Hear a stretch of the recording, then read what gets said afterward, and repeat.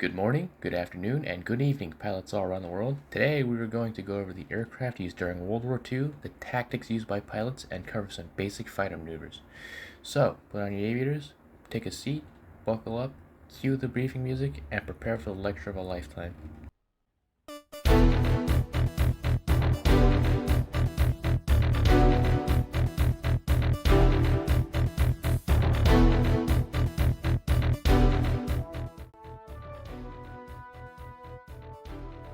There were a lot of iconic fighter aircraft that saw combat above the skies during World War II, but many were iterations of single airframe that are improved versions of previous variants. I'll be covering some of the most notable ones. Starting off with the American P-51 Mustang, an iconic fighter aircraft that is powered by a powerful 12-cylinder Rolls-Royce Merlin engine, producing 1,500 horsepower which allowed it to reach speeds of about 400 miles per hour. Almost all P-51 variants are armed with 4 to 6 Browning M2 machine guns chambered in 50 BMG. Over 1,500 of these beautiful warbirds were built.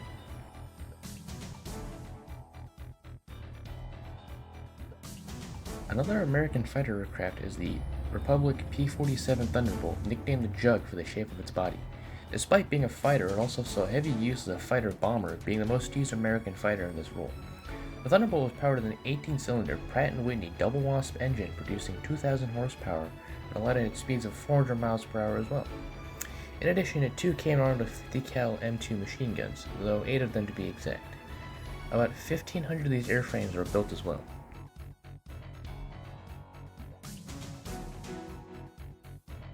Moving on to more European designs, we have the Supermarine Spitfire. About 20,000 of these birds were built throughout the war. It was a high-performance fighter aircraft being powered by a Rolls-Royce Merlin, though not the same as the P-51, as different variants of the Merlin were installed in different variants of Spitfire. However, the Spitfire packed more with punch, being armed with a Browning Mark II chambered in 350 British and 20mm Hispanic cannons. In addition, the Spitfire included a unique elliptical wing design that gave it superb maneuverability compared to many other fighters in its time.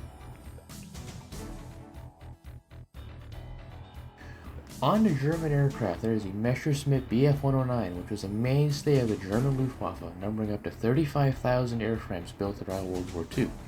It was powered by a single 12-cylinder Daimler-Benz DB605 engine that created 1,400 horsepower for the Bf-109 and allowed it to reach speeds of 200 miles per hour. The Bf-109 came armed with various guns and cannons for each variant, but it remained with the guns and cannons chambered at 13mm and 20mm throughout the war in configurations of 1 to 2 20mm cannons and 2 13mm machine guns. As great as the Bf-109 was, it also had a counterpart, the Focke-Wulf 190. In many aspects, it was considered better by most German pilots who flew it due to its better armament, maneuverability, and engine performance. Since it was powered by a 14-cylinder BMW 801 engine that created 1,700 horsepower, which allowed the Focke-Wulf 190 to reach speeds of about 400 miles per hour. The Focke-Wulf 190 carried the same guns and cannons as the Bf-109, but more of them. One configuration allowed it to carry 4 20mm cannons and 2 13mm machine guns, though some variants of both the 109 and 190 were equipped with larger cannons. About over 20,000 Focke-Wulf 190s were built throughout World War II. Lastly are the Soviet fighter aircraft, most prominently the Yakula series of aircraft, which came out like the yearly releases of Call of Duty. Funnily enough, this statement still holds true for modern Russian aircraft, those being the Su-27 and its many derivatives. Anyways, all Yaks were essentially the same airframe based off the Yak-1 and used the 12-cylinder VK-105 engine and subsequent variants. But the most prominent variant was a Yak-9 with 16,000 aircraft in total being built. It was powered by a VK-107 engine, which produced 1,500 horsepower, reaching a top speed of 430 miles per hour. It was armed with one 20mm Schwack cannon and two 50 caliber Berezin 2B machine guns. This variant also included full metal construction compared to older variants which had wooden wings. This allowed the Yak-9 to be durable, give it greater maneuverability, and allowed it to achieve higher speeds.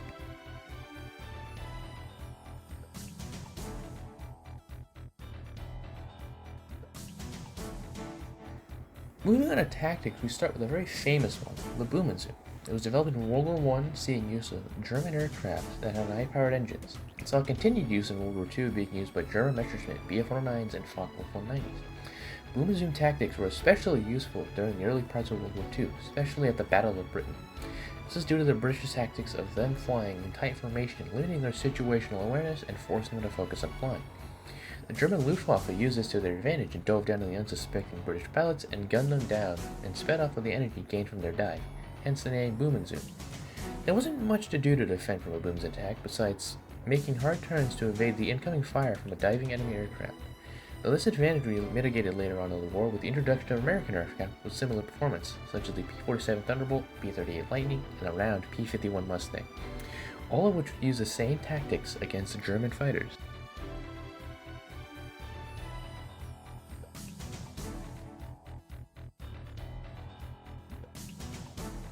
Alright, live from the cockpit now, we're going to do a boom zoom as we go. We're entering the boom phase, diving down on our target.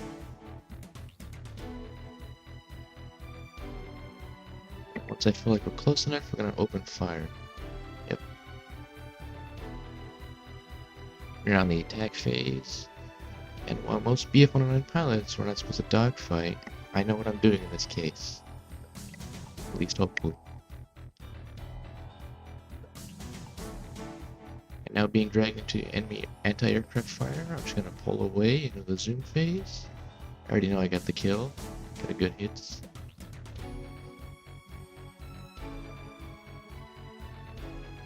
That's the kill.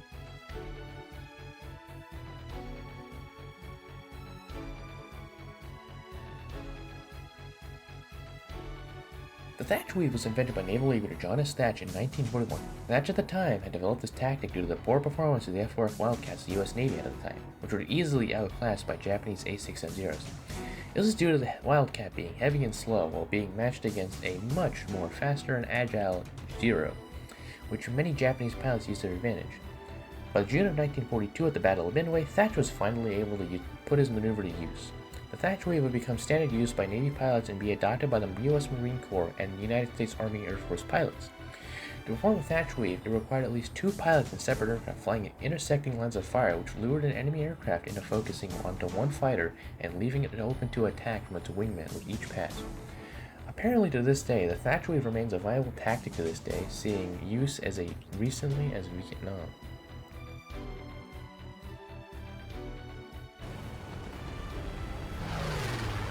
Alright, live from the cockpit again. We're going to the Thatch Weave. Opponent has gotten on my tail.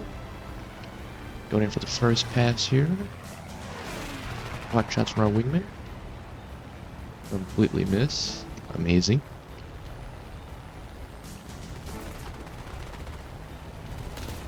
Flying defensively is stressful, but it's alright. Going in for the second pass here. Another amazing pass with shots flying right in front of him. It's alright though. Third pass, here we go. Few good hits there. The final pass right here. Perfect. The Taran, an interesting strategy utilized by the Soviet Air Force during World War II. Taran translates to aerial ramming. The name should be enough to give you an idea of what the Taran is. The Taran was used by Soviet pilots for a variety of reasons. For example, the German Luftwaffe had air superiority over the Soviets and it destroyed over 1,200 Soviet aircraft in just the opening attacks from the Luftwaffe, nearly wiping out the Soviet Air Force. You would think that with almost no Air Force you'd want to save your aircraft, and well, you would. However, due to the poor ammo count of Soviet aircraft at the time, all of the ammo on board was expended before a single bomber could be downed. This was because most Soviet aircraft at the time were equipped with little ammo to maintain speed, climb, and maneuverability requirements due to the poor performing engines the Soviets had at the time. So, the Taran was a last resort to take down any enemy bomber. There were 3 methods of performing the Taran. One was bringing the propeller into the control surfaces of an enemy bomber. 2, using the wings of your aircraft to push the bomber and force it to lose control. Or 3, crashing your aircraft into the body of the aircraft. This last method was the most drastic one used and was used by many pilots. Later throughout the war though, as modern fighters were pushed into combat, the Taran died out as a viable tactic. As an extra note, the British had used something similar, but not as reckless and drastic against German V-1 rockets, in which they had used the wings of their aircraft to tilt V-1s off course and make them miss their target.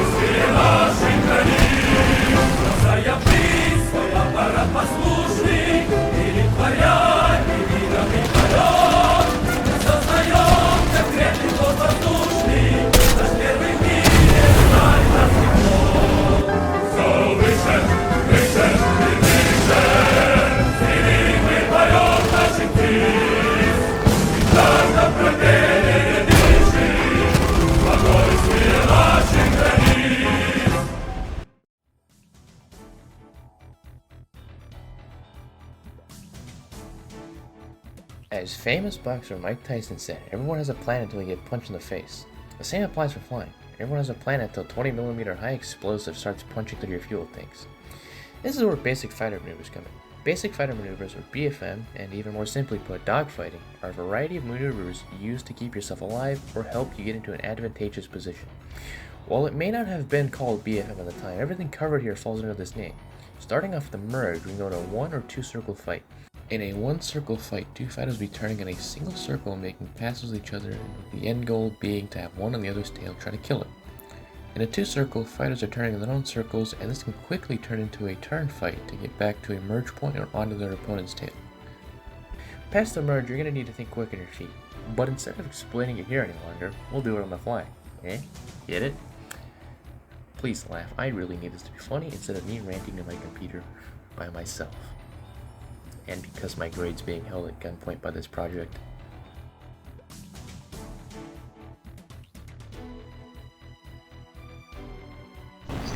Alright, live from the cockpit again. We're gonna go to the merge, and we're gonna go into a 2 circle fight. Or 1 circle, I mean. I could have aimed, I would have hit that shot, but I can't. I'm going for another pass. Miss again.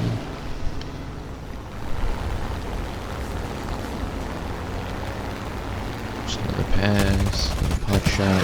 I can't aim. Now we're going into a rolling scissors.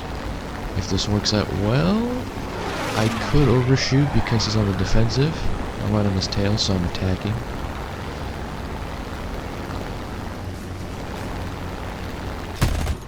There we go, another pot shot. But yeah, look at that. I overshoot and get my tail lit up. But now he's forced himself into a defensive spiral because he's low on energy. I'm just sticking to it because I want to get on his tail again. But as we keep spiraling down towards the ground, I'm not sure it's going to get out. And there he goes.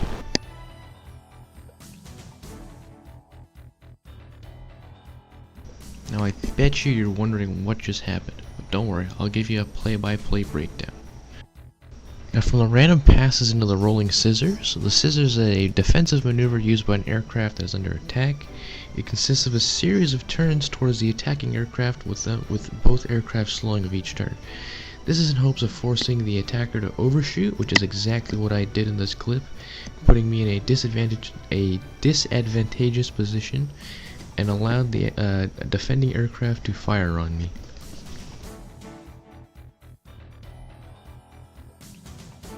Now past the overshoot, we go into a defensive spiral. My opponent is low on energy, so we re-enter a rolling scissors back, except now straight towards the ground as he's using gravity to build up energy again to maneuver. And while doing this, I can get on his tail, which is what I was trying to do, or one of us could crash, which is exactly what he did. Back in the saddle again, we're going back into the merge, a 2 circle. I'm gonna win this one because Yaks turn a lot faster than BF-109s. And I'm pulling lead. Nice clean, short sweet kill.